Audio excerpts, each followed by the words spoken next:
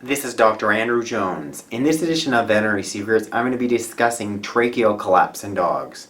The signs, causes, and natural remedies that you can use to treat your dog at home.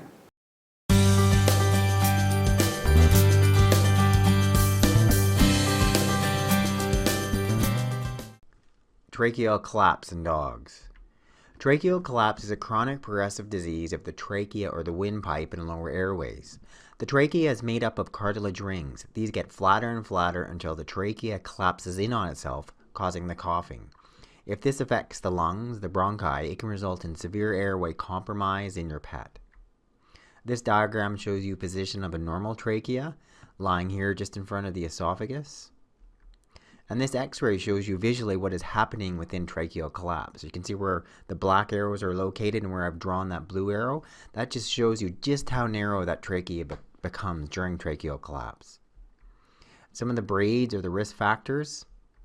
Small breed dogs are most commonly affected. This includes Yorkshire Terriers, Pomeranians, Poodles, and Chihuahuas. Often middle-aged or older. Dogs that are overweight or that live in a household with smokers are most at risk. Such as this little Yorkshire Terrier. What are some of the clinical signs? Goose honking or harsh dry cough. Coughing when picked up or if the collar is pulled. Difficulty breathing, exercise intolerance. Coughing or turning blue when excited. Wheezy noises when breathing in. But in terms of the big part of the diagnosis is we'll do a thorough physical exam. And the biggest thing I would do in veterinary practice is examining a dog's airway, putting a moderate amount of pressure. And typically in a dog with tracheal collapse, just how Jesse's starting to cough, a little bit of pressure, they're going to start to cough fairly easily and often will get this dry, hacking, goose honking cough. So I'll demonstrate here with you with Jesse just to get a sense of what it would be like. So here's his trachea here, that's that airway which I've shown you in the diagram. And that's your windpipe, which you can feel right here. Put a moderate amount of pressure right here at the base of his airway. And typically, that's what I would get. That almost goose honking, not really productive, dry hacking cough. So in terms of some of the natural remedies for treating tracheal collapse at home, I'm going to give you 7 different things to focus on. Starting out with one, identifying the risk factors. Number 1 being obesity. So in the majority of cases, we're dealing with these small breeds that are overweight.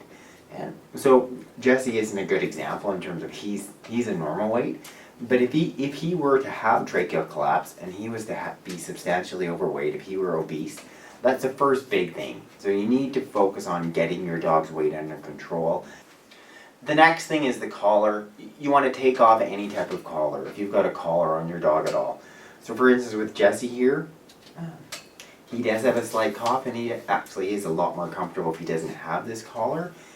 I seldom walk him on a leash, so it's not usually an issue.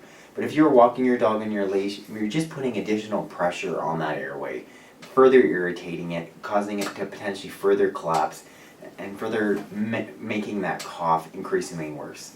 So get rid of this collar, you take that collar off, you need to walk your dog and get a harness, or it goes around the back of his armpits here, around his chest. It's not on his airway itself. Air quality. The third point is you need to work on air quality. We know that there's a number of different risk factors, so if your dog lives in a house where there's smokers, no question, and their chances of having clinical signs associated with tracheal collapse are much bigger. So one, if you can get your dog out of that house, so you eliminate the smokers in your house, that is ideal. The next thing, we know there's other additional airway irritants, so think about the chemical cleaners that you may be using in your house. Avoid those chemical cleaners, go towards natural products. Then think about some of the other potential irritants that are within your home, such as these microscopic house dust mites. My suggestion, and I suggest it to many clients, is looking at getting some type of air purifying system within your home. The next natural treatment I want to discuss is taking away your dog's anxiety. We know majority of the breeds, the dogs that have tracheal collapse can be especially anxious. As soon as their anxiety picks up, they're much more likely to cough and you start this whole vicious cycle. So if we can make them less anxious and important part of that, a big part of doing that is looking at some of these natural type supplements. We know we can decrease the seriousness of this tracheal collapse. Something I really like is Rescue Remedy. And I actually fairly regularly give it to Jesse. He's a fairly anxious dog. It's something as simple as putting, I'm typically do 1 drop for 10 to 20 pounds. So a squirt or two, if there's a number of people coming to our house, he's going to run around and shake. I'll give him a small squirt of Rescue Remedy. It can be just under his lips. Another option, a supplement I really, really like, is called L-theanine. It's an amino acid naturally occurring in green tea. It's now sold under the veterinary brand name called Angzitane. You can pick it up at your veterinary clinic. You can get L-theanine all over the place. We know that it's wonderful as far as for anxiety, and there are some clinical studies to back it up. If you're looking at a dose, because we're dealing mostly with the small breeds, we'd be looking at a dose of the 25 milligrams of L-theanine, so it's half of a 50 milligram tablet twice daily. Something, if you've never tried it, I encourage you to consider it. You could pick it up at your veterinarian or at a pharmacy. And I said the dose is 25 milligrams per 20 pounds of body weight, given twice daily. If we're looking at a larger dog, something like Jesse, he would be on 50 milligrams twice a day, and a larger dog, anybody who's 50 pounds and over, they would be on 100 milligrams twice daily. The next remedy I want to discuss is the use of honey. I've discussed it many times for our coughing dogs and cats. One of my favorite natural remedies, period. It can be honey and lemon. Regardless, it can be used ongoing, not something we just have to use intermittently. Try it for a week to see if it is beneficial for your dog, if you've got a dog with tracheal collapse. Ideally, you're focusing on the unpasteurized darker honey. That has more of the antioxidant, anti-inflammatory type properties that are potentially beneficial for taking away the inflammation within that really inflamed trachea that's causing your dog to collapse in the first place. Because we know we're managing this symptomatically. So if we're looking at a honey dose, pretty standard amount will be taking a teaspoon of honey, just putting that on a spoon, such as I have here, just diluting that down, and something as simple as just half a cup of warm water.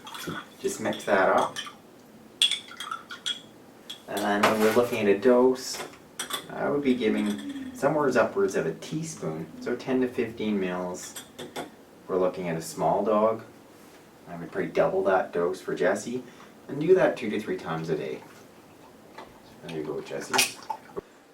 Licorice is a herbal extract which is great for these coughing flare-ups. It's not one that I use long-term, but when there's like a serious incident, for instance, maybe your dog's had a bout of especially anxiety, there's been something is pollinated that really has triggered this additional coughing, I found it was very effective for a variety of, especially acute coughing cases of dogs. So it's not something I'd advocate long-term, but for short-term, it's quite safe. So we're looking at a dose, a pretty standard tincture dose period for something like Jesse here, is a half a mil, and it's sort of graded out on the tincture itself, so it's a half a mil of the licorice for 30 to 40 pounds of body weight. If we're dealing with a smaller dog, I'd be doing a quarter of a mil, and I would just give it directly. And that would be given twice daily. The last remedy I want to discuss is the use of homeopathy for tracheal collapse. One homeopathic in particular, this is especially important and geared towards dogs that have some of the signs of tracheal collapse, and they can have acute onset. This goose honking, but very dry, non-productive cough. So the Hepar Sulph dose is 1 30cc capsule per 10 to 20 pounds of body weight. During an acute crisis, that can be given 4 times a day. And it's something where you don't have to force your dog to swallow it, you can just put it under his lips.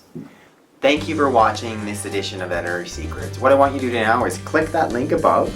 You can subscribe to my channel, and then when you click that link in the box below, you can sign up for my newsletter, and I can send you my free books and videos on how to heal your dogs at home with my top natural remedies.